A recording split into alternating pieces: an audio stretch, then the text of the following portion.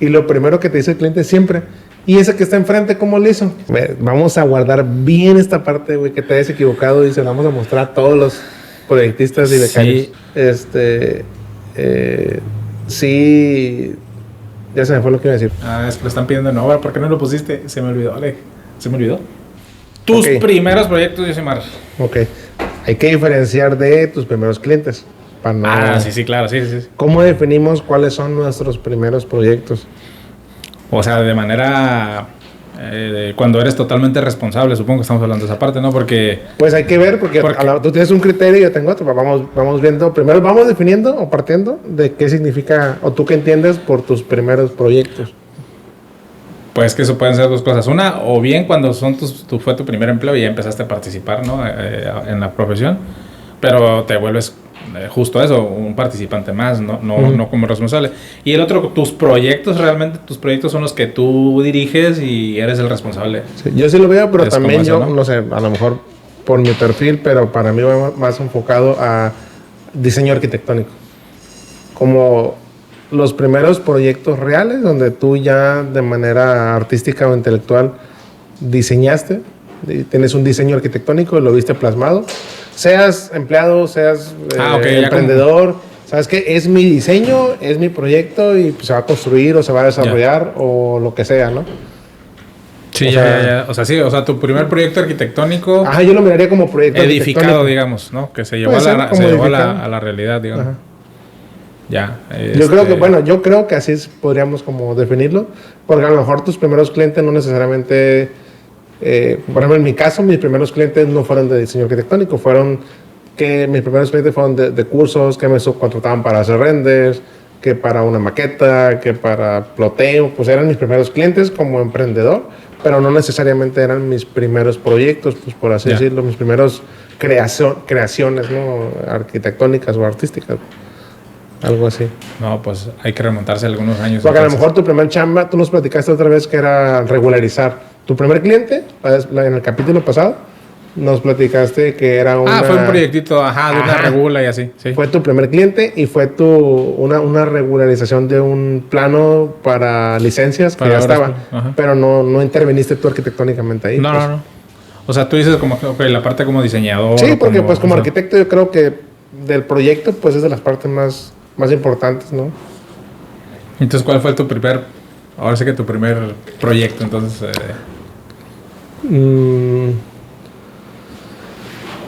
Híjole, es que sí tuve la fachadita esa que platicé la vez pasada, pero fueron varias como fachaditas de casas y algunas fachadas de unos negocios, unas dulcerías de un amigo, de un cliente, y fue como muy eventual, o sea, se me dificulta mucho identificar porque fue muy gradual. O sea, primero fueron fachaditas, bardas, cosas así, luego una remodelacioncita de una cocina y luego sí, hasta cuando menos acordé ya era una casa habitación, no sé, en ese tiempo se me hacía grande, pero una casa habitación de 110 metros cuadrados, de 2-3 recámaras. Pero fue muy gradual. Entonces, se me dificulta identificar, pues yo creo que una fachada. Más bien puede haber sido una fachada. Que yo sé que hay algunas personas que a lo mejor egresan, más los que tienen contactos, pues, que egresan y el amigo de su papá o de su mamá ya les encarga una casa habitación de 200, 300 metros cuadrados. Yo tardé un chingo de años para llegar a que poder diseñar una casa de esas, pues que me dieran la oportunidad, ¿no? Claro. De un proyecto real, pues que no sea ficticio, que no sea académico, que no sea un ejercicio, que sea un proyecto que el cliente trae todas las intenciones de ejecutarla con tu diseño, pues. Ya. No, pues pienso que es es una evolución, ¿no? Y yo pienso que es el camino más seguro y más sólido porque en ese tipo de progreso vas justamente adquiriendo la confianza y la experiencia para poder ir tomando compromisos más grandes, ¿no? En tu caso fue gradual también, entonces.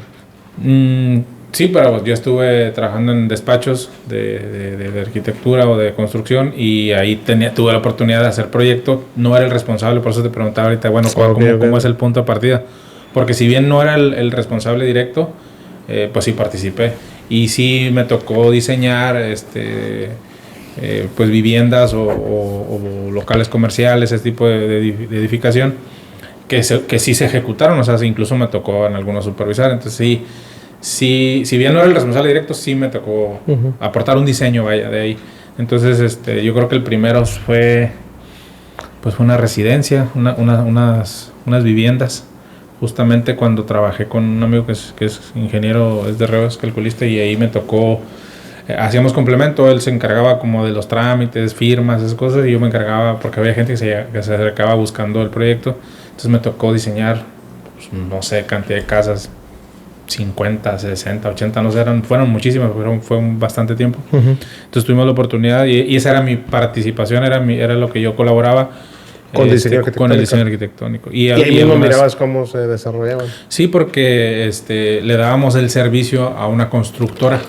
O sea, cuando nosotros no construíamos, pero le dábamos el servicio de diseño, trámites, todo eso, consultoría, gestoría, a una constructora, y ellos, tal cual así nosotros hacíamos el diseño. Sí, hacíamos revisiones y todo, ahí mismo hacíamos planos estructurales, instalaciones, todo, y entregábamos el paquete y esa empresa se encargaba de ejecutarla. Entonces, era esa dinámica de participar en el diseño arquitectónico, y como esa constructora pues tenía, era diseño personalizado incluso. Algunas casas sí eran como inversión propia y otras se involucraba el comprador, como tenían preventa, entonces alguien decía, no, yo quiero esta ubicación en este predio, y se le hacía un diseño arquitectónico, se revisaba con esos clientes, se aprobaba el diseño y se desarrollaba todo el proyecto y ya se ejecutaba, la constructora se encargaba de eso. Entonces, sí me tocó y tuve esa oportunidad, y tenía unos 4 o 5 años ya de experiencia cuando me tocó participar de eso. No iba solo, eso yo creo que me ayudó mucho, porque no iba solo en la responsabilidad. Y obviamente que estaba con gente experimentada, entonces... Sí, porque el diseño arquitectónico tiene que ir complementado forzosamente a la parte técnica, pues tienes que tener soporte de los que construyen, o de los que calculan, o de los que diseñan instalaciones y todo eso, ¿no? Así es. Y aparte en ese tiempo, pues estoy hablando hace 20 años, más o menos, 18 años, lo que sí he notado es de que en ese tiempo no había tanta restricción, no tanta regulación por parte del municipio. Hoy por hoy sí se aplican más las reglas de reglamentos antes era y todo, como ¿no? que te sabías el reglamento de construcción y ya. Con eso era suficiente. Casi con eso lo andabas librando, y ahorita tienes que ver el PDU, tienes que acercarte por un proyecto vial, y tienes que checar el tema de los cajones. Sí, o sea, digo, a lo mejor todo eso ya existía, pero digo, hay que no decirlo, se tomaba en cuenta, no como últimamente. No era tan estricto el tema, antes era como que más relajado. Sí. Hoy por hoy, pues sí, el ordenamiento se aplica, se busca que se cumpla. Que está bien, ¿no? Sí, no, claro, pues digo, hay que respetar, siempre... Tal vez buscar un equilibrio para los empresarios que sí les afecta, porque a veces no logran desarrollar todo lo que necesitan en un lote para que sea negocio, pero pues también entiendo la parte de la regulación y lo que está pasando en la ciudad, pues no, sí, hablando de urbanismo. Totalmente pues. Estamos a favor del ordenamiento, sí, pero lo que sí hemos comentado a veces es de que es bien difícil de repente el criterio de la autoridad decir, oye, esto no pasa, oye, pero acá sí pasó, aquí ¿por qué no? Aunque sean cosas muy, muy similares. Digo, y obedeciendo al PDU, obedeciendo lo que te dice el cliente, ¿no? Que cuando se acerca un cliente y le dices, bueno, en tu terreno se puede hacer esto y esto, saliéndonos del tema un poquito, ¿no? Le dices al cliente, se puede hacer esto y esto, tantos niveles, ocupas tantos cajones, tienes una restricción frontal de 5 metros, y lo primero que te dice el cliente siempre, ¿y ese que está enfrente cómo lo hizo? Sí. Puta madre. Es que son ejemplos en la ciudad, hay botones. Para y tú ves enfrente algo que no cumple con nada, y pues ni modo, la regla ahorita es lo que ya está, pues ya está impactado, y de aquí en adelante está hacerlo bien. Pero ¿cómo le haces entender eso al cliente? Es como... Es que digo, si partimos de que para la autoridad y para la ciudad todos los ciudadanos somos iguales, pues se supone que todos tenemos los mismos derechos. ¿Cómo mueles ahí? O sea, digo, son temas difíciles porque pues cada administración también trae sus prioridades, ¿no? Y sus exigencias. Y es válido, o sea, está bien que pongan orden, eso está perfecto. El tema es que justamente, oye, en la administración pasada se hizo este edificio o tal obra y ahí no hubo problema. Pues no, pero fue otra administración. Sí, pues sí. Entonces no podemos hacer... por eso van a hacer las cosas mal. Claro, ¿no? O sea, también, pues. Debe haber un punto. Sí. Y que voy a decirlo, es un punto tal vez doloroso, porque nos están educando a todos, o sea, a los constructores, diseñadores, a la ciudadanía a entrar a la regla, pues como debe ser. Porque tal vez esa mala costumbre que había antes... Es por eso que antes, ahora tenemos que agregar a las cotizaciones proyecto vial tanto. todo, ya, o sea, ya tiene que integrarse. todo. Ya todos los arquitectos aquí en La Paz, por lo menos, Movilidad, tienen que meter el vialidad. proyecto de vialidad y de movilidad, tienen que ingresarlo a su cotización y resolverlo en conjunto. Hace años no te pedían supervisión técnica, no sé, No, unas había 5 o tanto. 6 administraciones atrás no existía ese trámite. No.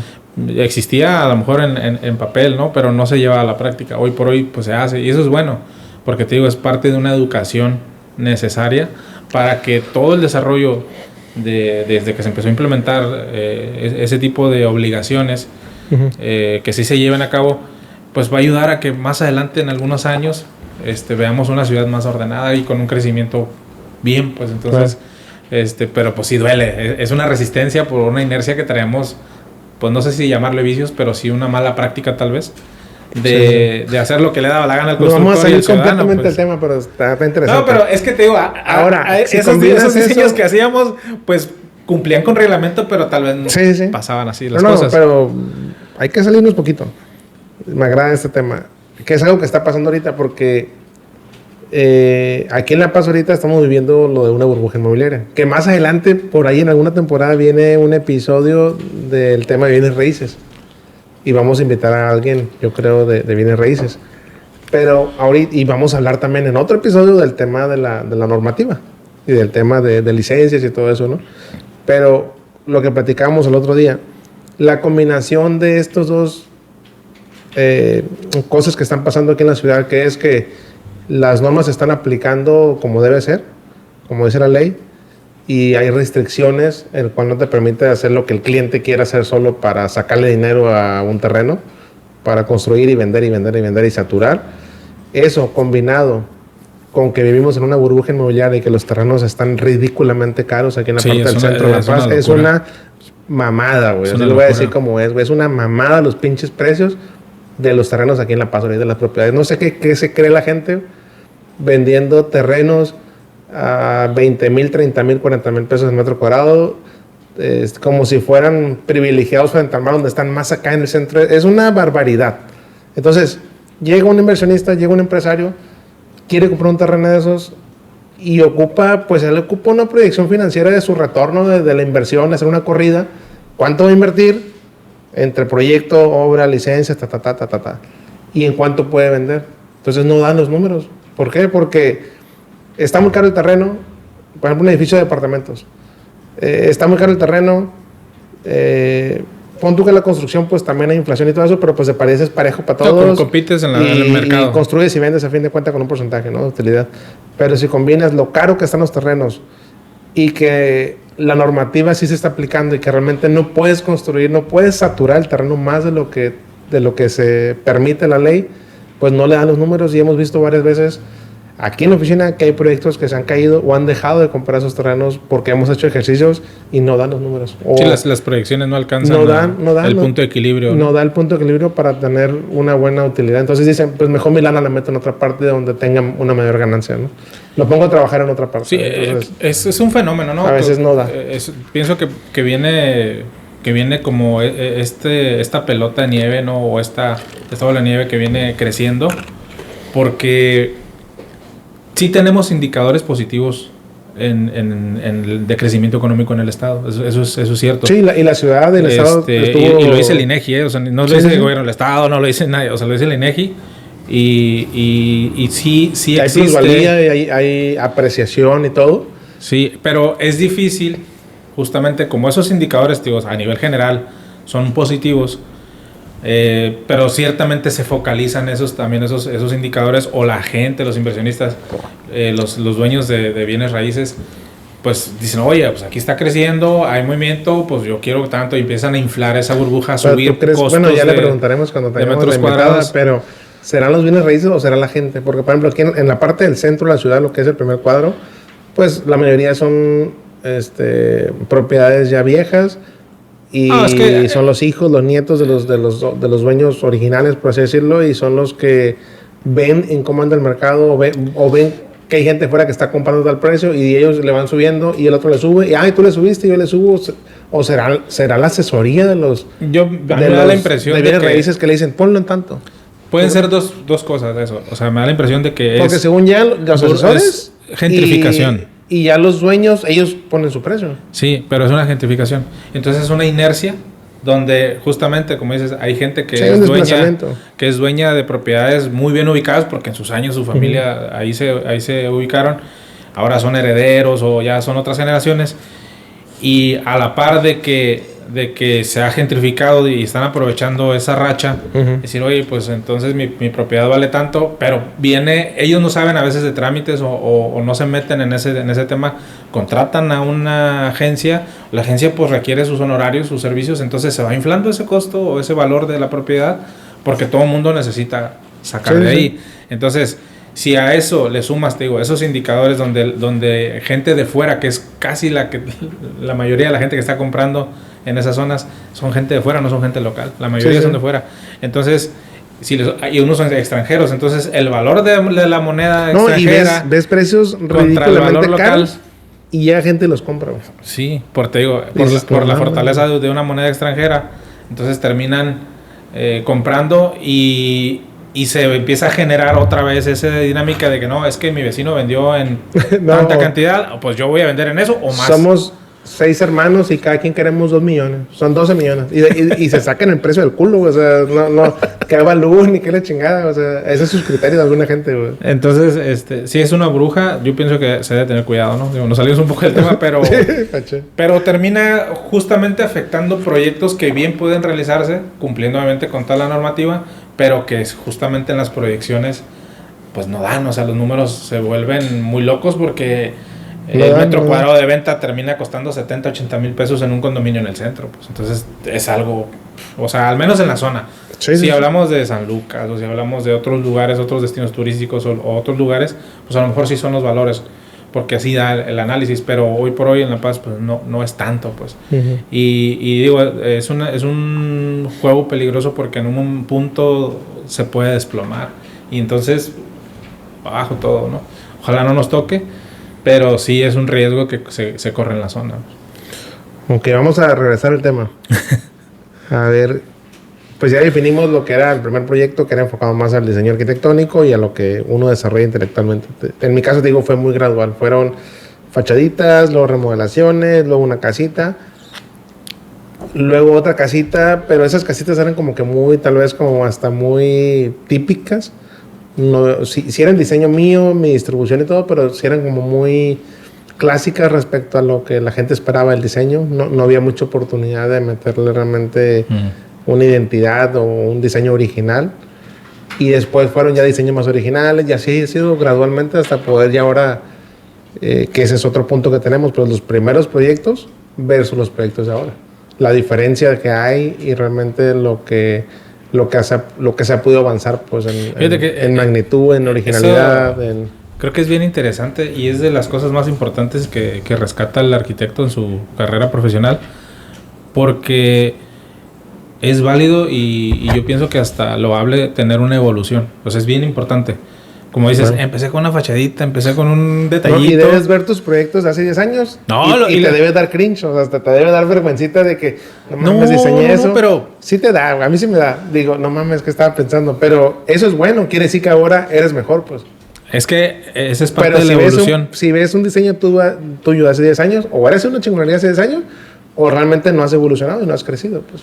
Es que yo creo que esa es la parte importante y rescatable, ¿no? Que está la oportunidad de evolucionar, de mejorar. Pues claro, o sea, vas saliendo de la escuela, a veces te vas empapando, haces una fachadita y el otro día estaba viendo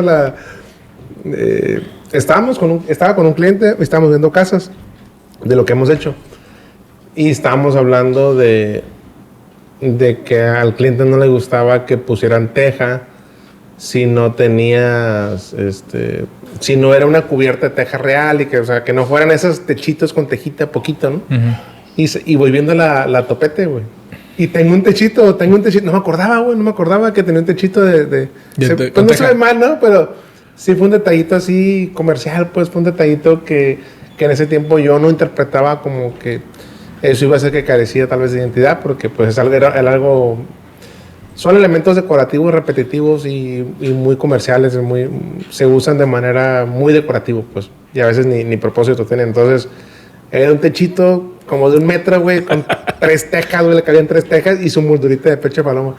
Pues un toque clásico, ¿no? Sí, pero no me he dado cuenta, güey, o sea, y yo lo tenía muy normalizado. Y ahora que hemos tenido la oportunidad de hacer proyectos un poquito con más intención, con más identidad, que realmente que el cliente nos permite, nos da libertad de realmente hacer proyectos más auténticos, pues ahora sí, pues no hace mucho la topete, hace 6 años, pero, y me gusta mucho esa casa, es de mis favoritas, pero sí ese detallito sí me di cuenta y es bueno, y es lo que tú comentas, tú ves un proyecto de antes y tienes como esa evolución de, no, ahorita no pondré un techito de eso, o sea, o pongo una cubierta grande, teja volada con intención, abajo muy bajita, o si me piden una casa californiana, yo la hago, pero lo haría con intención, pues no haría un detallito chiquito. Eso pues. Es lo que hace interesante la profesión, pues porque te permite evolucionar y aparte, digo, como personas también estamos en constante cambio, estamos evolucionando, nuestras ideas, nuestra manera de pensar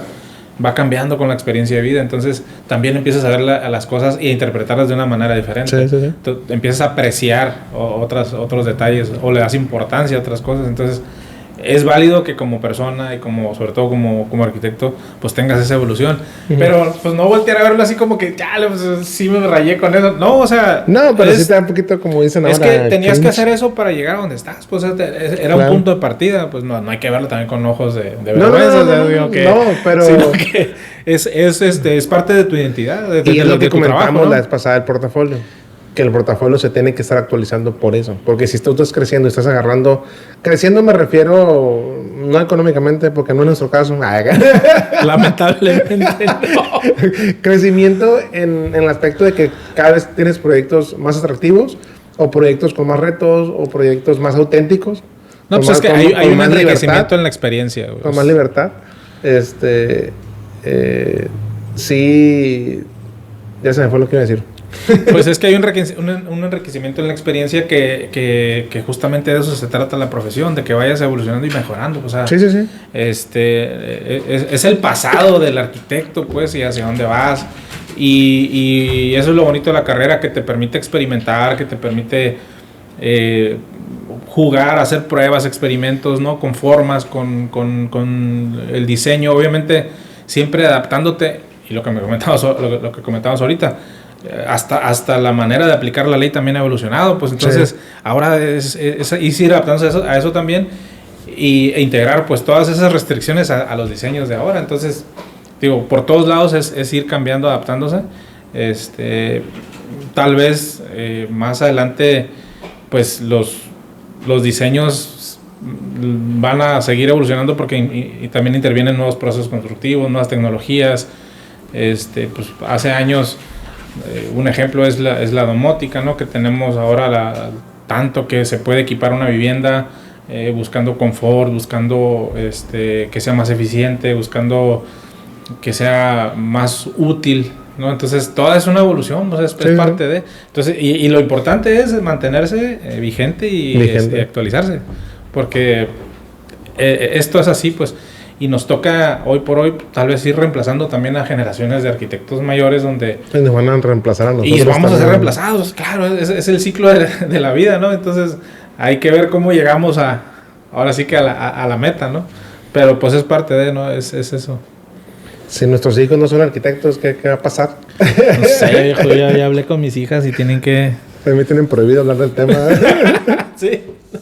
No, yo ya chantajeé a mis hijas. Sí, pero pues sí hay mucha diferencia entre los primeros proyectos y los actuales. Pues en mi caso, o sea, en nuestro caso, pues hay un abismo realmente. Y a lo mejor en 10 años también esperamos que sea un abismo con lo que llegamos a traer como proyecto, ¿no? No, y bueno, si te das cuenta, los grandes arquitectos también, sus mejores momentos fueron en sus años más tardíos, o sea... Sí, es una carrera de muchos años.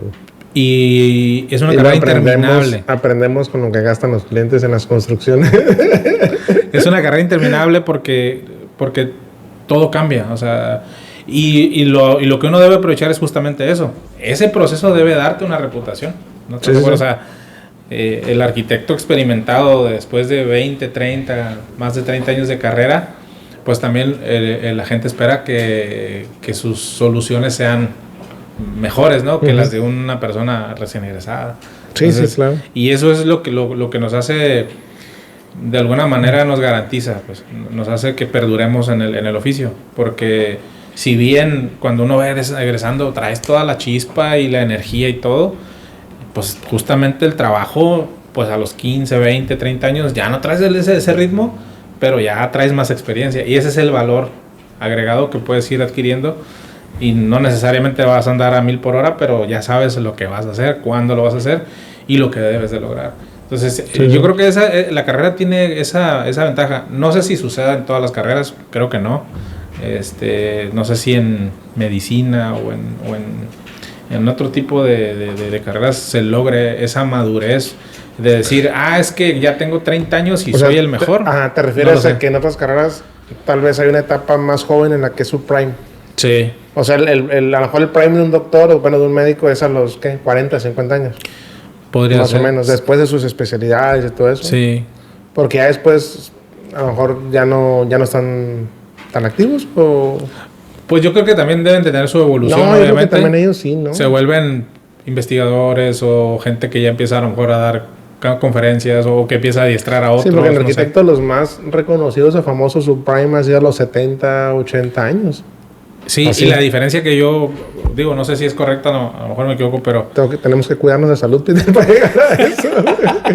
Pero es que imagínate, un médico los 70, 80 años. O un abogado,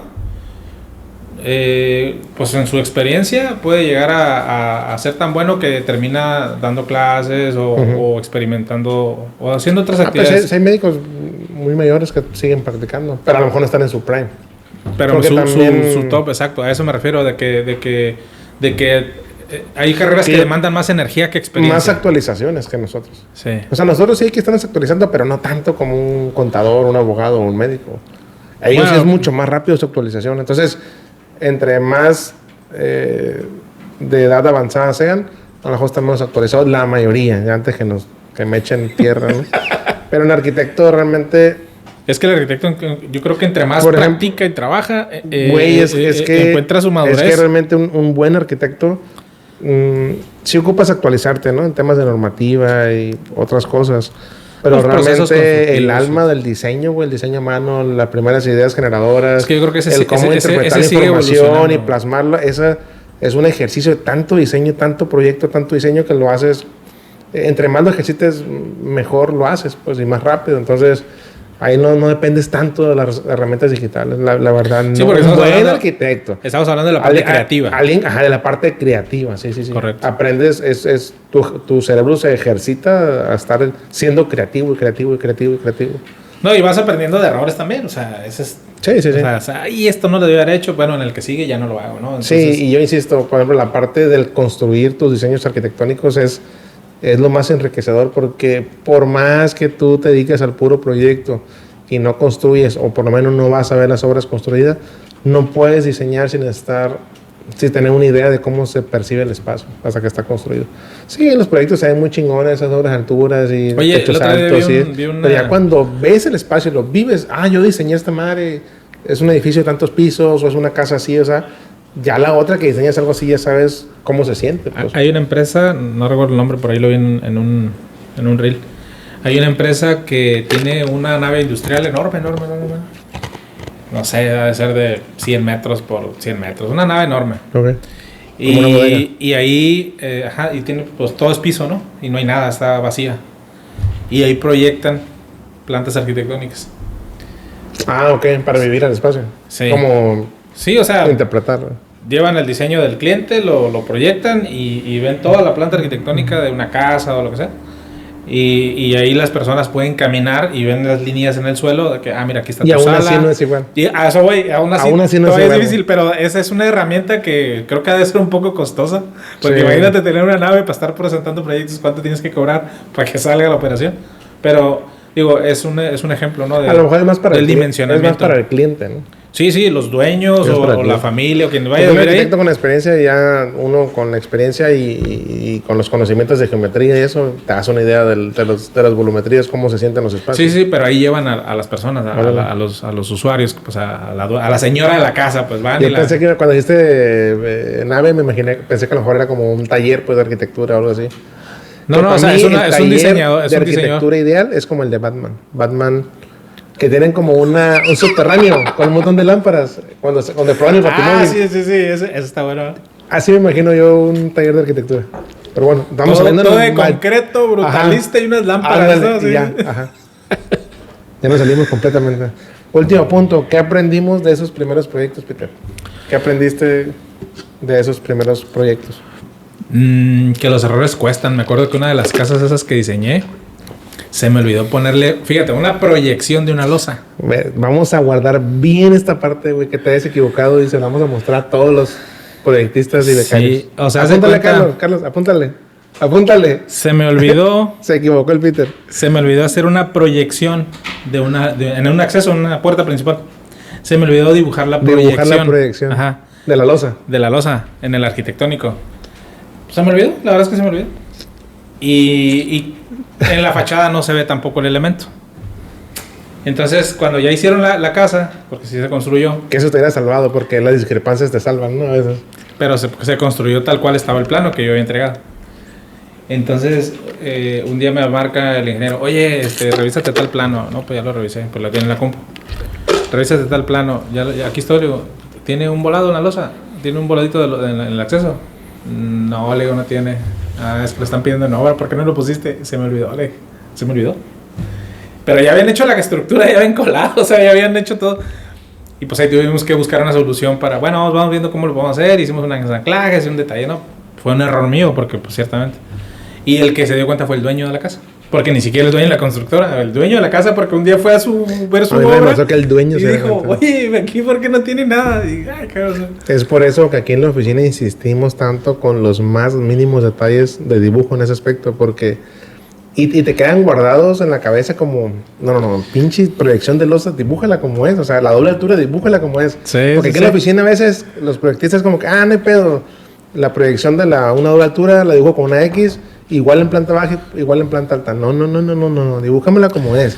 En planta baja, la proyección de la losa y arriba como un vacío. Ahí sí le pones la X. O sea, son detallitos como, pero si tú ya la cagaste en eso alguna vez y te costó, bueno, te regañaron por lo menos. Pues aprendiste. Aprendiste y no lo hagas así. O sea, y te cae bien presente, pues. Claro. Y obviamente el aprendizaje más duro del proyecto es los errores en obras. Es que yo creo que como todo, se aprende más de los errores. Entonces, sí, yo pienso que esa fue una de las cosas. Pero de manera general el aprendizaje también es ser autoexigente en la precisión de lo que estás representando. Porque eso es fundamental. O sea, que todo coincida, que tu proyecto sea fiel, una planta, una fachada, un corte, que todo realmente coincida, porque a veces minimizamos la importancia de esa precisión, porque cuando tú mandas ese paquete a obra, pues el responsable allá va a hacer lo que tú le estás indicando en ese plano. Y eso es lo más importante, porque a la hora de deslindar responsabilidades, si vas a la obra y algo no coincide en tu concepción de diseño de que, oye, así no era, pues no, espérame, pues es que aquí me lo estás poniendo. ¿Y qué le dices? O sea, y tiene razón la persona que está ejecutando, porque pues es un manual, o sea, recordemos que el plano es un manual de cómo hacer las cosas. Es un manual donde no necesita estar el diseñador presente para que el que lo va a ejecutar lo haga tal cual lo está plasmando. Entonces, es una parte muy importante, la correcta señalización, simbología y el lenguaje de dibujo arquitectónico para que no haya ninguna diferencia, ¿no? Yo lo más importante que creo, o sea, obviamente he aprendido muchísimo en los primeros proyectos para acá y es desde el trato con el cliente, de cómo cotizar, de temas de dibujo, de diseño, de representación, un montón de cosas, ¿no? De todos los ámbitos. Pero yo creo que la que más tengo presente, que es la diferencia más grande que encuentro entre los primeros proyectos y ahora, es el incluir todo. Eso me ha costado mucho. O sea, desde que tú te integraste al equipo, como que hemos complementado más exigencia en el paquete de información que entregamos. Entonces, yo antes entregaba muy poca información. Entonces, mis primeros años de emprendedor entregaba muy básico. Así como lo hacen todas de aquí en La Paz ahorita, la mayoría, puta, van a echarlo. Muy básico, güey, que entregan proyectos ejecutivos muy básicos. Yo hacía eso antes, güey. Sí, porque era lo que conocías. Antes del 2020, güey, antes del 2019, así entregamos. Con una calidad menor y menos información. Entonces, yo creo que para mí ha sido como que lo más, es lo que más he notado la diferencia respecto a diseño, a proyecto, a desarrollo de proyecto. No hablando de obra, sino de desarrollo de proyecto, es lo que más he aprendido a no hacerlo, ¿no? A cómo no hacerlo, como lo hacía al principio, donde la información era muy básica y muy general y no estaba solucionado al 100% ese manual para construir, pues. Pero no era por tema de errores, no era por tema era simplemente no lo hacíamos, o sea, no lo cobramos, pero no lo hacíamos. Y ahí como que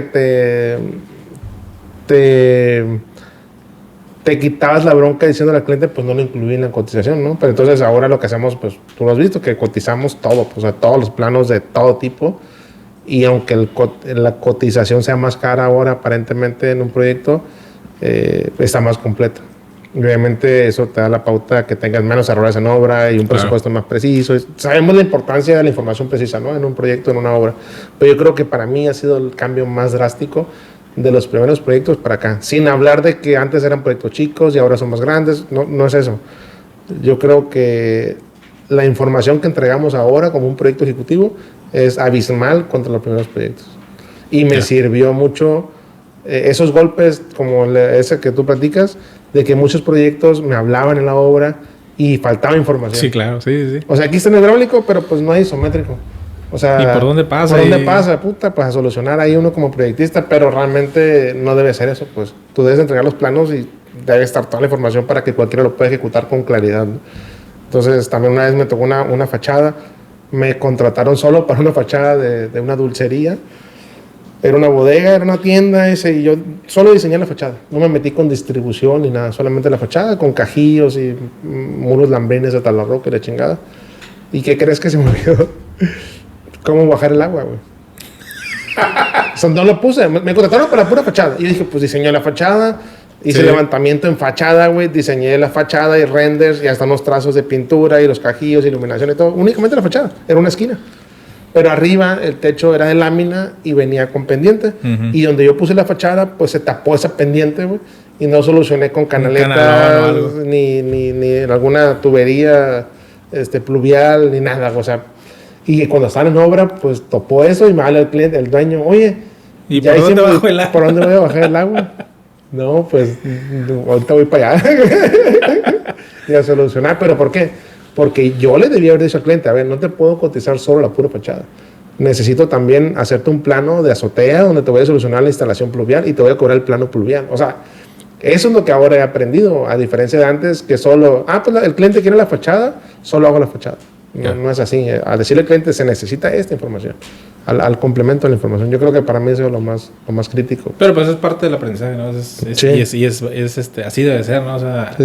Y así como ahorita que debemos incluir ya en las cotizaciones el plano de proyecto de movilidad y vial, tenemos que incluirlo ahora y empezarlo a cobrar porque lo están pidiendo. O sea, me refiero a una casa habitación, no, pero para un proyecto de apartamentos o una plaza o un hotel, pues hay que meterlo.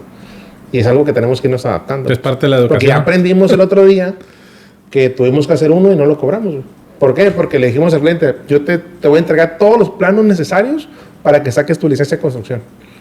Pues el municipio le pidieron ese plano y lo terminamos haciendo y no lo cobramos. Que bueno, ahí fue un juego de criterios, ¿no?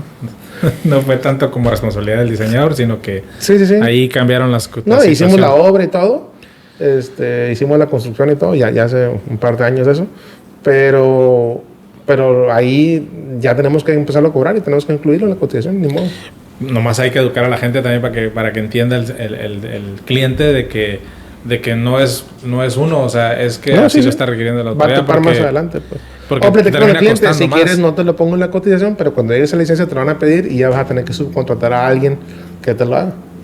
Entonces, es parte de una educación general, ¿no? O sea, nosotros como responsables, pero profesionistas como ya aprendí eso de las otras experiencias, es lo que tenemos que ver reflejado ahora, ¿no? Claro. Prácticamente desde los primeros proyectos para acá, eso es lo que a mí más me ha marcado, pues por así decirlo. Y fíjate que otra cosa así rápido es de que yo creo que también un aprendizaje es perder el miedo a los retos.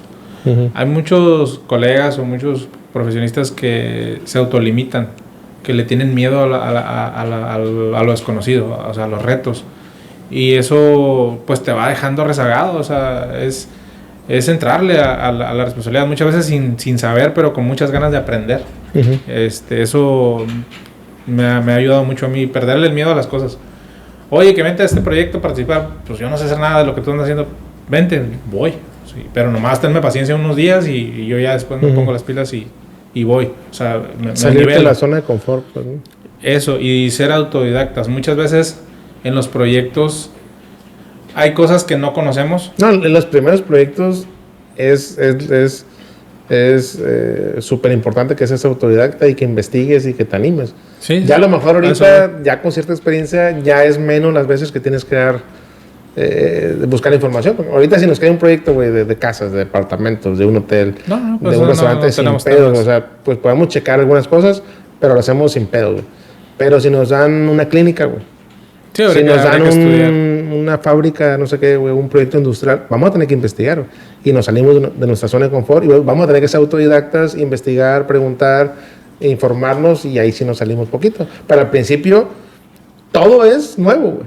O sea, aunque sea una casa es nuevo, sí, porque nunca se enseñó una casa. Aunque sea unos locales comerciales es nuevo, porque no tienes experiencia. A lo mejor ahorita ya es menos, ¿no? De que es perder el miedo, pues de tener esa iniciativa y esa actitud de que ok. De decir, sí, lo hacemos y ya después veo cómo lo hago.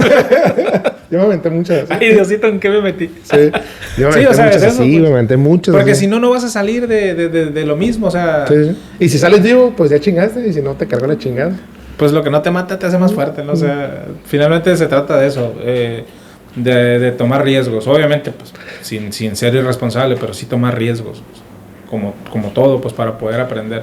Y eso eventualmente te va a dar más ventaja o más velocidad al desarrollo de la experiencia. Uh-huh. Porque hay quienes son proyectistas y no quieren aventarse, le tienen miedo y no dicen yo soy responsable, y ahí se la pueden pasar mucho tiempo, ¿no? Entonces todos debemos tener una evolución, todos debemos prepararnos, cada quien en su ritmo obviamente, pero siempre con actitud, pues.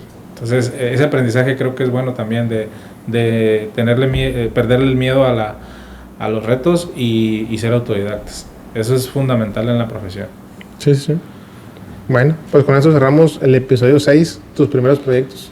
Es todo. Nos vemos en una semana más para el episodio 7.